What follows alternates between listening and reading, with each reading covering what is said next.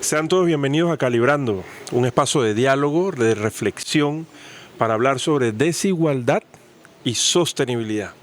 Nos encanta estar aquí en la sede de Terpel, estamos en la ciudad de Panamá, acompañados, muy bien acompañados por su director de sostenibilidad y también director de Fundación Terpel, Óscar Sosa.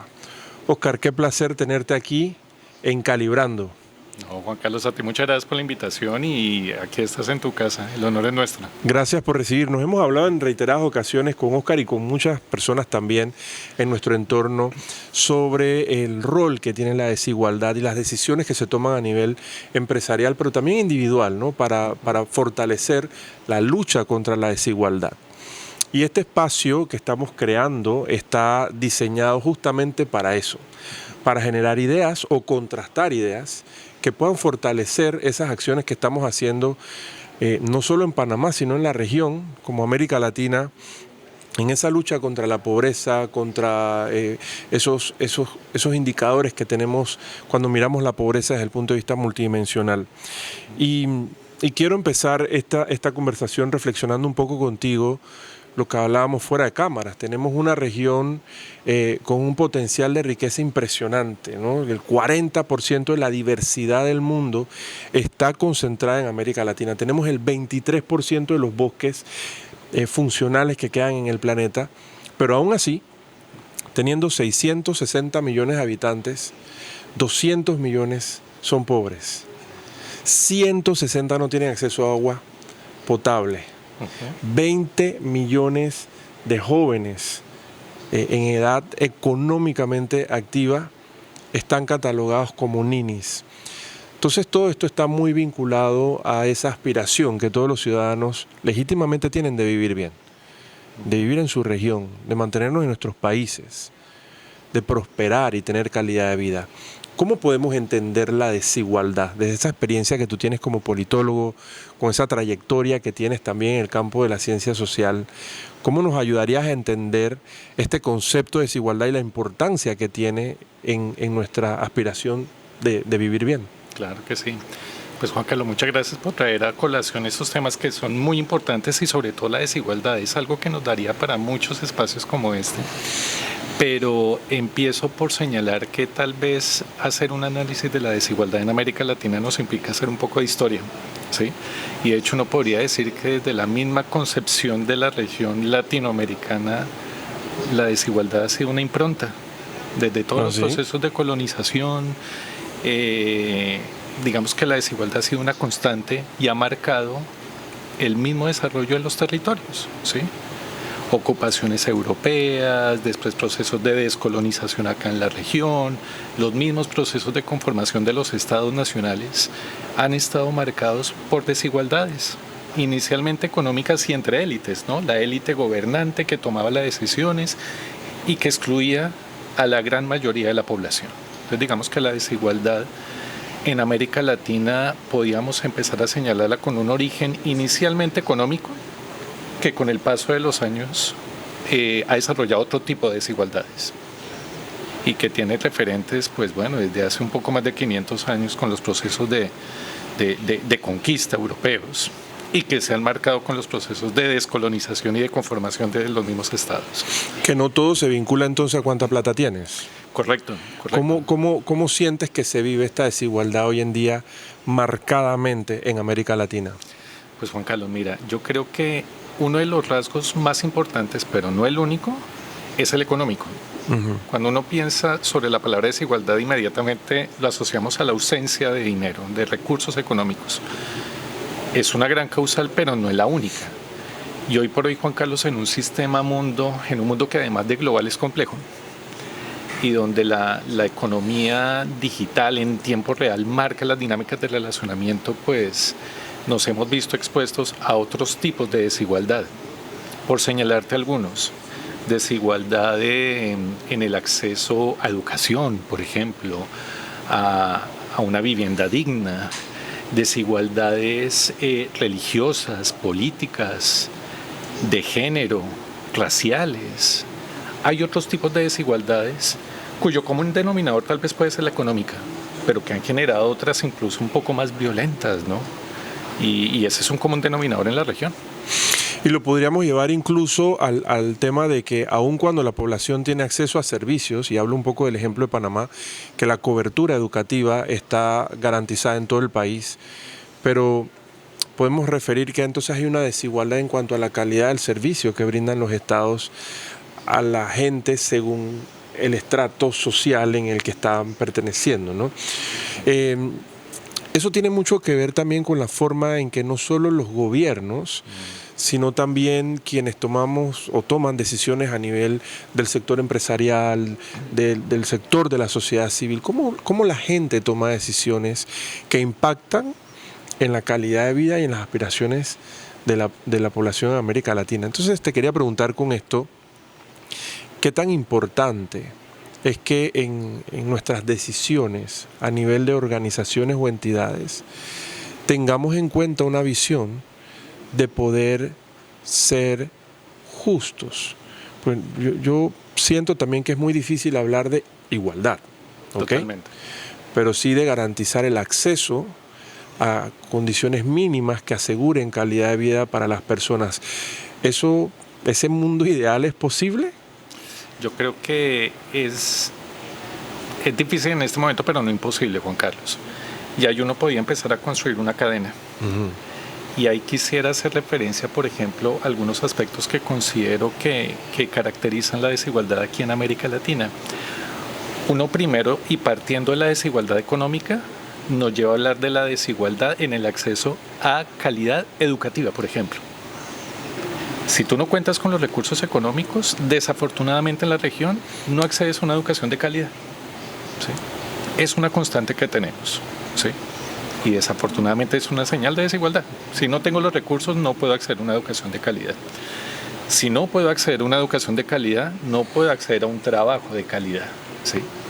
Digamos que ahí se marca también una desigualdad muy fuerte, porque desafortunadamente todavía hay empleadores y organizaciones que se pueden fijar en el nombre de X o Y organización educativa, y pues eso marca los procesos de contratación, ¿sí? La desigualdad económica entonces nos lleva a desigualdad en el acceso a educación, a empleos dignos, en otros casos, Juan Carlos, a la imposibilidad de contar con viviendas dignas, por ejemplo, nos lleva a temas de inseguridad alimentaria, ¿sí? Y algo muy importante para mí en este momento que caracteriza a toda la región, a la falta de toma de decisión sensata a nivel político y social. Siento que la desigualdad en la región ha llevado a que el grueso de la población no tenga acceso, no tenga voz en la toma de decisiones sociales y políticas. Y eso, como tú lo has visto, ha desencadenado miles de condiciones sociales en la región, desde el norte hacia el sur. Aquí en Panamá no hemos sido ajenos a esa situación. Entonces siento que la desigualdad también incide sobre la toma de decisiones a nivel social de todos nosotros. Se ha ido como cercenando esa posibilidad de movilizarte socialmente. Totalmente. Ha ido como cauterizando un poco los caminos que históricamente se veían como la vía rápida o la vía que garantizaba salir de la pobreza. Totalmente. Lo que acabas de plantear, siempre se habló de que, bueno, quieres salir de la pobreza, estudia, pero hoy en día las calles están llenas de personas que te dicen, yo estudié y estoy graduado de universidad y sigo siendo pobre. O aún así, sí estudié, estoy graduado de la universidad, trabajo, pero sigo viviendo bajo condiciones que no son necesariamente dignas.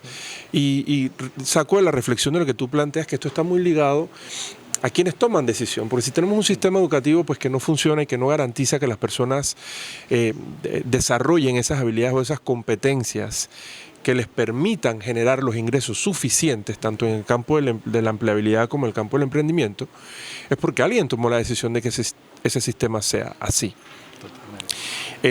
Y si no hay condiciones laborales justas que propicien que la gente tenga bienestar y se sienta bien en algunos sectores, también porque alguien toma la decisión de que eso sea así. Entonces parece que hay como elementos que pueden ser factores condicionantes de la desigualdad. Totalmente, Juan Carlos. Y de hecho, escuchándote, he conocido de casos recientes, por ejemplo, de personas que si bien pueden tener un buen ingreso económico, de ellas dependen una gran cantidad de personas de su familia. Entonces el dinero no alcanza, a pesar de que pueda tener un buen salario. Sí. Pero él mantiene muchas personas. Sí, cuando ves el ingreso familiar versus la cantidad de miembros del hogar, Totalmente. Es una correlación un poco complicada, ¿no? Totalmente. ¿Qué pudiésemos hablar con respecto a cuáles son esos factores que propician la desigualdad en nuestra región? Bueno, pues Juan Carlos, podría decirte varios. El primero, sin lugar a dudas, siento que la misma concentración de la riqueza pues es el más relevante. Y cuando tú generas riqueza y la concentras, vamos a hablar de la no distribución de la riqueza. Y es un común denominador en la región. Hay mucha concentración y no hay distribución de la riqueza. Muchos hemos oído hablar de la pirámide social, ¿no? Cada vez más esa pirámide está desapareciendo y esa clase media que dinamiza los países y en América Latina ha sido una constante, está desapareciendo. Es decir, cada vez hay más ricos y cada vez hay más pobres. Incluso los pobres están aumentando, incluso estadísticamente hablando, quien tenga menos de $1 diario para vivir, pues es una población que va en aumento y no hay distribución de la riqueza, Juan Carlos, y eso es un llamado de atención muy fuerte a todas las organizaciones que comprenden la sociedad, incluso al sector empresarial, porque es clave. Y en ese sentido siento que hay un factor que ha existido durante los años, pero se ha visibilizado aún más: la discriminación, Juan Carlos. La discriminación lleva a la desigualdad a nivel religioso, político, de género, ¿sí? Son situaciones que se han mantenido, pero gracias tal vez a redes sociales, medios de comunicación, se están visibilizando aún más. Y yo sí creo que esas situaciones exacerban la desigualdad. Y vamos más allá del ámbito económico, ¿sí? Cuando a mí me discriminan por mi condición sexual o por mis creencias, Juan Carlos, me aíslan. Y si me aíslan, no tengo la posibilidad de participar y de construir una sociedad más equitativa e igualitaria. Hay que prestarle atención. Y empezamos a dejar a muchísima gente fuera del sistema y de la ecuación de las posibilidades. Y fíjate qué curioso, porque poco hablamos, estimados oyentes, poco hablamos de la discriminación y cómo la discriminación impacta en el desarrollo de los países, ¿no? Todos estamos en una carrera por generar desarrollo, todos estamos muy pendientes de medir algunos indicadores económicos a nivel de los países, unos más que otros, pero al final yo creo que después de pandemia todos de una forma u otra tropezando, ¿no? con algunos indicadores de crecimiento económico que sí reflejan que se han hecho inversiones importantes, Oscar, en la región a lo largo de la historia. Estamos hablando de miles de millones de dólares destinados a combatir la pobreza, a combatir el hambre, a propiciar que haya acceso a viviendas dignas. Pero aún pese a esas inversiones, nosotros tenemos 120 millones de personas que en esta región no tienen acceso a una vivienda digna. Cuando hablamos con las personas, vivienda digna es un techo que te garantice seguridad, un entorno que te garantice serenidad y bienestar, y el acceso a temas de servicios básicos, electricidad, agua, si bien no potable, por lo menos apta para consumo humano, ¿no? No estamos siendo eficientes, o sea, no estamos siendo eficaces, quizás en la forma en que se administran estos fondos que se destinan a la región. Dos preguntas que salen de esto. ¿Cómo podemos mejorar? ¿Cuál es la vía para mejorar la inversión que hacen los estados? Y cuando hablo de los estados son los gobiernos, tanto las empresas como la sociedad civil, las ONGs, para que el impacto de esas acciones realmente pueda transformar las condiciones de vida de la población. Okay. Pues Juan Carlos, mira, es una interesante pregunta y yo siento que como ciudadanos, y voy a empezar hablando por corrupción, siento que ese es un principal flagelo, muy diagnosticado, pero poco accionado para reducirlo o eliminarlo. Como ciudadanos siento, Juan Carlos, que cada vez desconfiamos más de nuestros sistemas políticos, porque ya estamos asociando a que la administración de turno en cualquier país que esté va a generar alguna acción de corrupción, ¿sí? Y ahí va la primera reflexión que quiero dejar, Juan Carlos. Un primer paso para erradicar la situación es ejercer una ciudadanía activa. ¿Y qué es ejercer una ciudadanía activa? Pasar de la crítica a la acción, por ejemplo, pues a través de un voto consciente, cuando los países tenemos procesos electorales. Una forma de ejercer un cambio real es haciendo un voto real, consciente, programático, ¿sí? Votar no por la persona que esté, sino por su propuesta de campaña, que sea lo más integral posible. Esa es una forma de ejercer ciudadanía activa. Dos, Juan Carlos, muchas veces, y hablando desde el sector privado, las organizaciones privadas creemos que el entorno no nos afecta. Y es falso, Juan Carlos, ¿sí? Y aquí me quiero remontar a lo que sucedió justo en Panamá en junio de 2022. Pensamos que nunca nos iba a presentar una situación como ella, pero paros, bloqueos, movilizaciones. Difícil. Que impactaron económicamente al sector productivo, entonces muchos ahí se hicieron match. Y dijeron, el entorno es un insumo más de producción. Lo bueno o lo malo que le pasa a él me impacta. Y viceversa. Si yo hago buenas o malas acciones, voy a impactar al entorno. Entonces, segunda reflexión, el sector empresarial, digamos que no debe reemplazar al Estado en sus funciones misionales, sin lugar a dudas, pero sí está llamado a la acción. Y en tercer lugar, Juan Carlos, me devuelvo a la ciudadanía activa. Siento que hay que ejercer una fiscalización adecuada, ¿sí?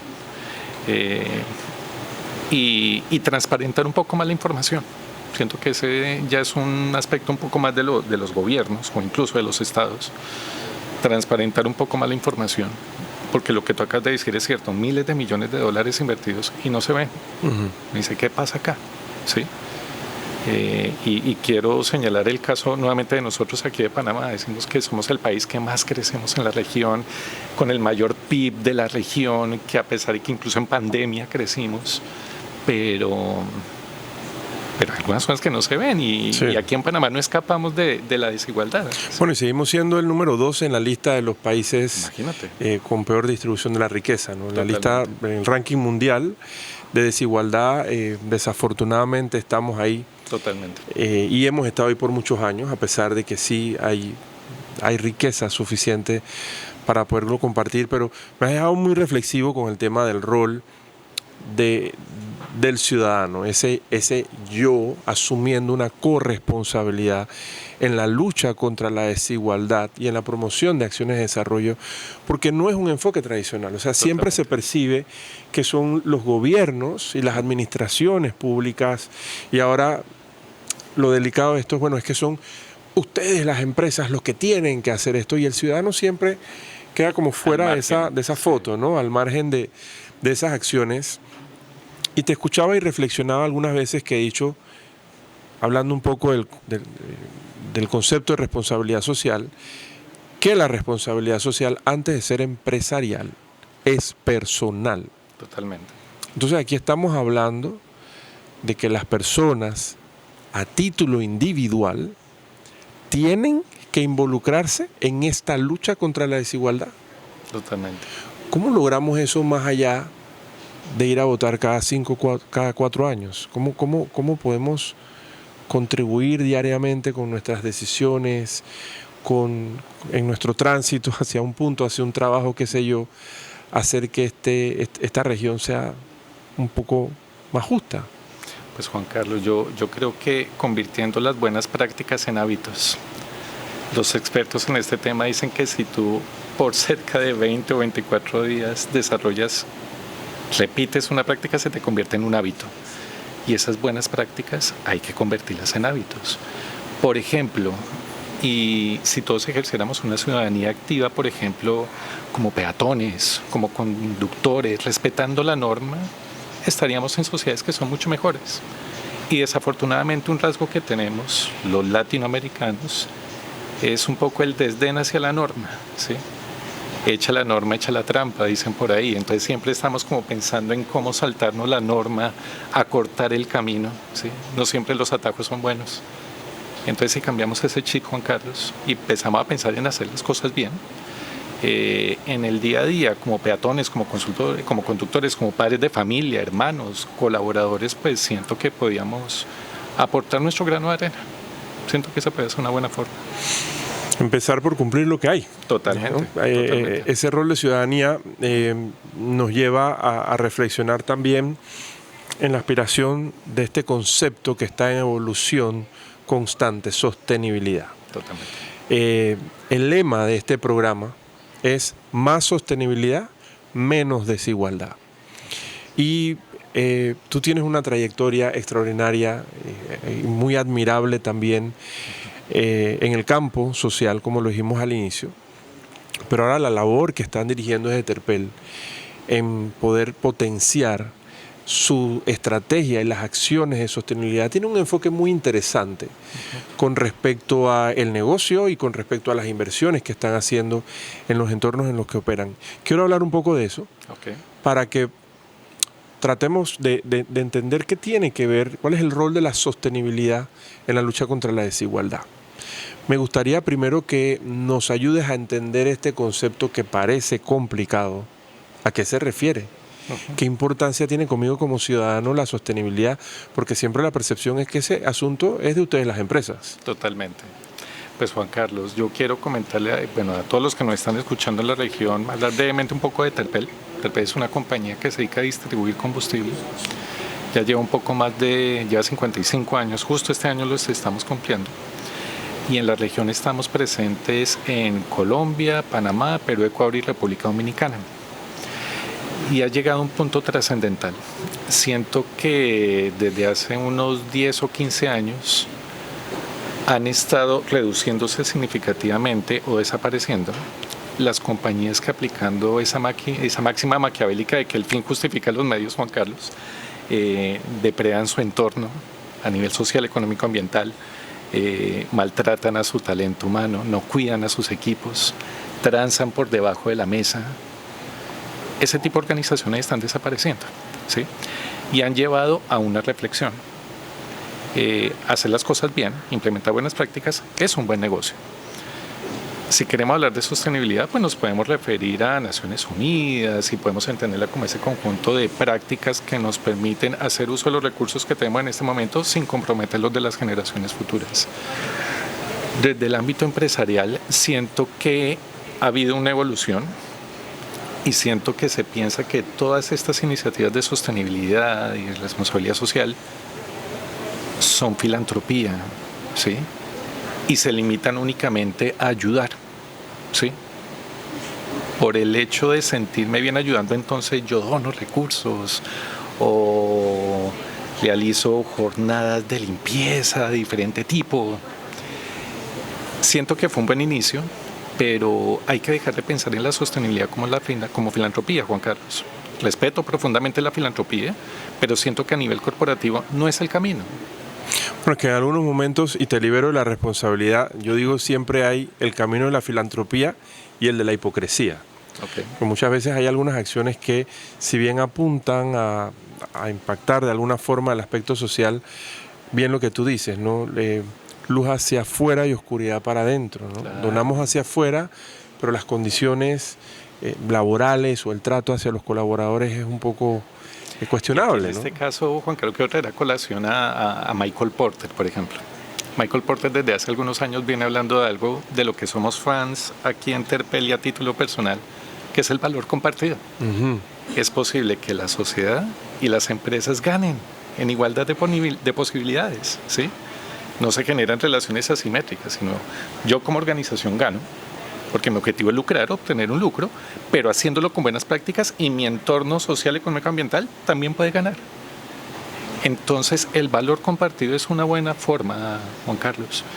Y para lograr lo que se deben hacer, contar con políticas claras, por ejemplo, somos amigos de la materialidad, Juan Carlos. Y yo invito a las organizaciones o compañías que nos están escuchando, clave una buena materialidad, ¿sí?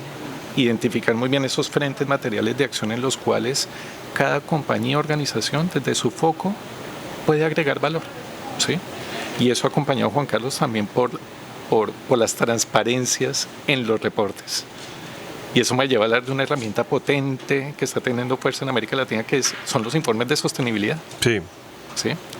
Los informes de sostenibilidad, además de ser informes de rendición de cuentas, son una herramienta de comunicación potente, Juan Carlos, en los cuales de forma transparente las organizaciones pueden contar lo bueno que están haciendo y aquellos aspectos de mejora que tienen, ¿sí? Pero el mensaje es uno solo, transparencia.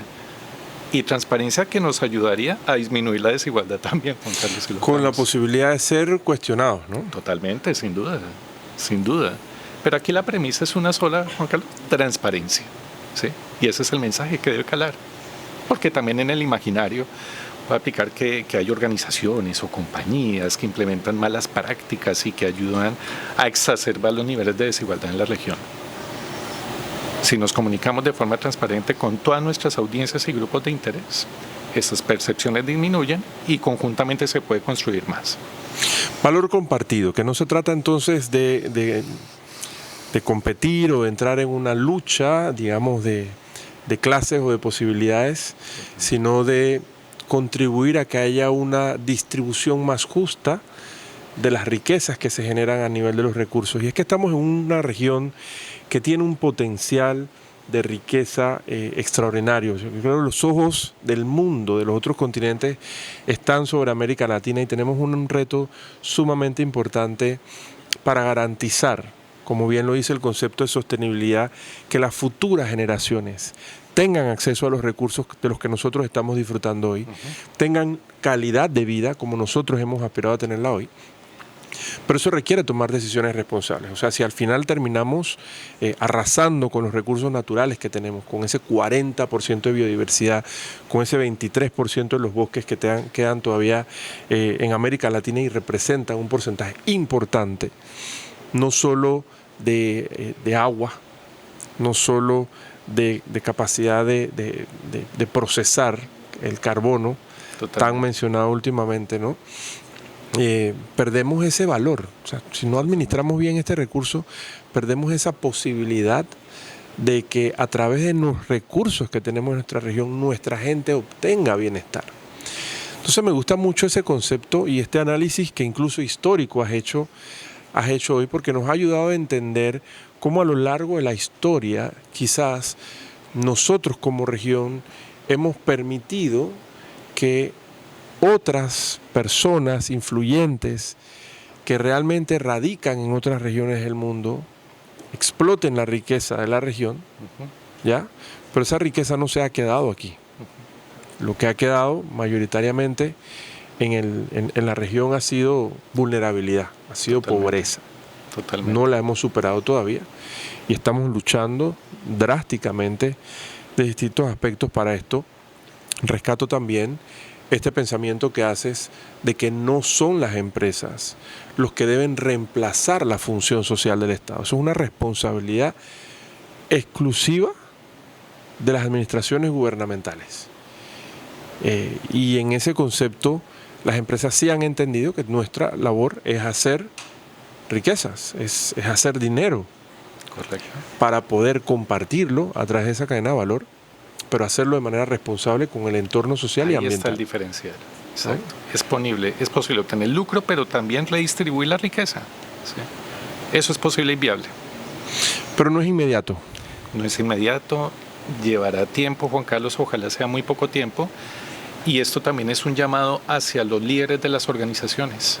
Si en las juntas directivas de las compañías la percepción de sostenibilidad y valor compartido está muy arraigada, es posible apoyar la función de los estados en materia de redistribución. ¿Por qué? Porque una compañía que piensa sosteniblemente en términos de valor compartido va a pensar, por ejemplo, en trabajos dignos, salarialmente muy atractivos que permitan romper brechas de pobreza, ¿sí? Y que le permita pues a la economía dinamizarse, ¿sí? Entonces es una alternativa. Nosotros sabemos que como lo que planteas, la sostenibilidad o las estrategias que hacen el sector empresarial tienen 7 materias fundamentales. Yo quiero que nos compartas cómo lo están haciendo ustedes, porque esto es aterrizar a ideas concretas en ese enfoque de corresponsabilidad. Ustedes como empresa tienen una industria que no es sencilla, no es sencilla ni en gestión ni en reputación. O sea, tienen temas importantes, pero ustedes han logrado sortear y navegar en este mar de mucha incertidumbre, rescatando una reputación como una empresa que cada día se ve más responsable, que cada día se ve más cercana, y lo dice la gente. Estaba al lado tuyo cuando la gente llega y te dice, oye, me gusta lo que están haciendo. Eso tiene que ver con su estrategia de sostenibilidad, muy al margen del negocio o es parte del negocio. ¿Cómo lo ven ustedes? Y lo otro que me gustaría que nos comentes es en dos aspectos. Hay parte de esa estrategia que va hacia adentro, y quisiera que nos hables un poco de cómo ven ustedes eso hacia los colaboradores de Terpel. Perfecto. ¿Ya? Y luego hablamos lo de afuera, que tengo ideas muy concretas de lo que están haciendo en Fundación. Bueno, Juan Carlos, mira, te voy a contar, vamos a empezar desde adentro. Efectivamente, para nosotros la sostenibilidad de nuestra operación va más allá de distribuir combustibles y pasa por reconocer a las personas en el centro de las decisiones. Y siguiendo esa premisa, Juan Carlos, hemos desarrollado unos frentes materiales de acción. Claramente está el tema de transición energética en el que estamos trabajando fuertemente, de la mano con temas de gobierno corporativo, cero tolerantes a prácticas que vulneren la ética y la transparencia, Juan Carlos. Pero más allá de eso, uno piensa que este tipo de industrias o de sectores son como estáticos, ¿sí? Son como un poco arcaicos. Me alegra contarte que aquí estamos tratando de hacer las cosas distinto y en ese sentido contarte, por ejemplo, que cerca del 60% del equipo de la compañía a nivel nacional está, por ejemplo, conformado por mujeres. 60%. 60%. En posiciones muy relevantes de responsabilidad y liderazgo. Y esto lo traigo a colación porque se percibe que este sector de combustibles es como muy masculinizado, sí, por ejemplo. Y queremos apuntarle a la paridad de género, Juan Carlos. ¿Sí? ¿Y les ha ido bien? Nos ha ido bien. Muy bien. O sea, la equidad y la igualdad son un buen negocio. Y Terpel es el más claro ejemplo de ello. Me parece muy bien. Y creemos eso firmemente, es un buen negocio. ¿Sí? Estamos rompiendo los mitos tradicionales. Totalmente, hay que romperlos, hay que deconstruir. Excelente. Y en ese sentido, Juan Carlos, contarte que precisamente creemos fuertemente que la equidad y la igualdad, además de ser un asunto, un tema de derechos humanos, son un asunto de altísima eficiencia y competitividad. ¿Sí? Y volviendo a temas de equidad e igualdad, por ejemplo, Juan Carlos, y volviendo al ámbito un poco regional para regresar a Terpel, hay un dato que a mí me impacta mucho y es que cerca del 55% de las mujeres de América Latina en edad laboral no están trabajando, por las razones que sean, por labores de cuidado en el hogar, por temas de exclusión, por discriminación precisamente social. Entonces ese es un factor clave, ¿sí? Aquí en Terpel valoramos muchísimo el rol de nuestros hombres y mujeres en equidad e igualdad, y eso nos ha llevado a implementar una política que llamamos sin etiquetas. Y en sin etiquetas valoramos a todas las personas sin importar su credo, condición sexual, opinión política, en fin. Lo que importa es lo que eres como persona, ¿sí? Y lo que aportas a la organización. Lo que aportas, totalmente. Creemos que las organizaciones, los países y las sociedades son multiculturales. Y en Terpel no solamente reflejamos esa multiculturalidad que tiene Panamá, sino creemos firmemente que la diferencia de opiniones entre hombres y mujeres son un complemento perfecto, ¿sí? Nos respetamos en medio de las diferencias. Y la diferencia, Juan Carlos, es lo que nos hace crecer y ser más productivos. Entonces, eso estamos haciendo por dentro. Hemos realizado algunos diagnósticos que justo los estábamos hablando como iniciativas como Avancemos, sí, que aquí la llamamos al interior de Terpel Bien Ser Contigo. Radiografías para saber cómo está integralmente nuestro equipo, para implementar estrategias de valor compartido que precisamente permitan ofrecer un ambiente muy íntegro de trabajo y que permita a todos crecer. Todos queremos crecer y avanzar en la vida, Juan Carlos. Así que en Terpel estamos pensando muy bien en eso, en crecer y en avanzar. Y eso es lo que estamos haciendo hacia adentro. Creemos firmemente que el mayor objetivo para Terpel es el bienestar del equipo y hacia eso le estamos apuntando de forma integral. Súper interesante. Vamos avanzando. Súper interesante. Para afuera están pasando cosas también destacables, memorables, ¿no? No solo aquellos elementos que están incorporados en el servicio que brindan ustedes y en la calidad del servicio que han entrado a proveer en la infraestructura pública del país, sino también a través de esta estrategia que estás liderando con Fundación Terpel, correcto, que apuesta por elevar la calidad educativa en lugares muy, debo destacarlo, porque es que a mí me impresiona donde ustedes se quieren meter. Son muy, muy poco tradicionales.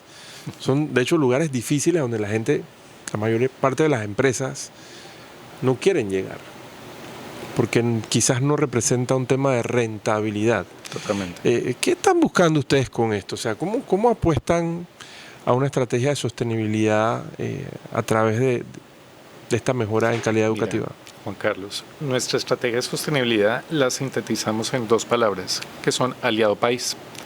Y aliado país significa que anteponemos las necesidades del territorio a las propias de la operación, ¿sí? Y aquí quiero traer a colación 2 casos, uno muy nuestro como país. Pandemia, noviembre de 2020, nos llegó un huracán, no sé si lo recuerdas, y ese huracán bloqueó una de nuestras provincias aquí en Panamá, Bocas del Toro. Sí. Bocas del Toro quedó afectada por el huracán en su infraestructura vial, que generó que se quedara incomunicada. Incomunicada totalmente. Días, entre ellos sin combustible. ¿Sí? Bocas del Toro quedó incomunicada unos días, de forma alineada con el Estado, por ejemplo, y generándonos sobrecostos para nosotros. Nos fuimos hasta Costa Rica, hasta San José por tierra, y volvimos para asegurar que Bocas del Toro tuviera combustible. Wow. Lo traigo a colación porque esa es una forma en la que materializamos que pues somos realmente una compañía de aliado país, no se queda en el discurso, en los hechos. Y volviendo al tema de la Fundación Terpel, Juan Carlos, es algo que nos tiene muy llenos de orgullo porque creemos que es una inversión con enfoque social. Y como toda inversión, tú esperas un retorno de esa inversión. Y el retorno para nosotros es contar, uno, con equipos y personas y talento cada vez mejor formados que permitan construir un mejor país, más cualificado y por ende más equitativo y menos desigual. Una apuesta a futuro. Totalmente. Mediano y largo plazo. Es una apuesta a futuro y en ese sentido, Juan Carlos, señalarte 3 razones por ello, pero antes un dato. Nosotros aquí en Panamá, en octubre de este año, estamos a puertas de tener los resultados de un censo nacional. ¿Sí? Pero ya hay unos resultados preliminares. Y uno de ellos, en términos de educación, dice, por ejemplo, que casi 4 de cada 100 personas en el país son analfabetas. ¿Sí? Esto en un país de 4.300.000 personas lo considero una cifra fuerte, que hay que prestarle atención, ¿sí? Y solamente lo traigo a colación porque es una de las razones por las cuales decidimos trabajar a través de la Fundación en calidad educativa. Y solamente 3 puntos adicionales para ellos. Una educación de calidad promueve la innovación, promueve la sostenibilidad y disminuye las brechas de pobreza y por ende de desigualdad. Por eso estamos trabajando en educación, Juan Carlos. Entonces la sostenibilidad paga. Es un buen negocio. Muy bien. Qué buena conversación, Oscar. Gracias por recibirnos aquí en la casa de Terpel. Estás en tu casa. Yo creo que esto ha sido un diálogo sumamente interesante que como conclusión queda como esto, que la sostenibilidad es un buen negocio. Sin embargo, rescatemos también que no es un asunto exclusivamente de las empresas y de los gobiernos. Un mundo que realmente garantice condiciones dignas de vida para los ciudadanos requiere el esfuerzo, del pensamiento y de las acciones de todos los ciudadanos. Y creo que es hora de que a nivel de la región nosotros empecemos a poner estas conversaciones sobre las distintas mesas informales, mesas de café, mesas que trasciendan los escenarios políticos partidistas y que empecemos como ciudadanía a asumir la responsabilidad que nos corresponde, ¿no? Totalmente. Tomar decisiones correctas, justas, con respecto no solo a nuestro entorno, sino también a nuestras familias y a las personas que aún indirectamente se relacionan con nosotros. Entonces, Oscar, gracias por estar aquí. En Calibrando, más sostenibilidad, menos desigualdad. Esperamos poder tenerte en otro programa y seguir conversando sobre esta materia. Gracias a ti por ponernos a calibrar, súper importante. Gracias, y gracias a ustedes también por tomarse el tiempo de ver y escuchar Calibrando, más sostenibilidad, menos desigualdad.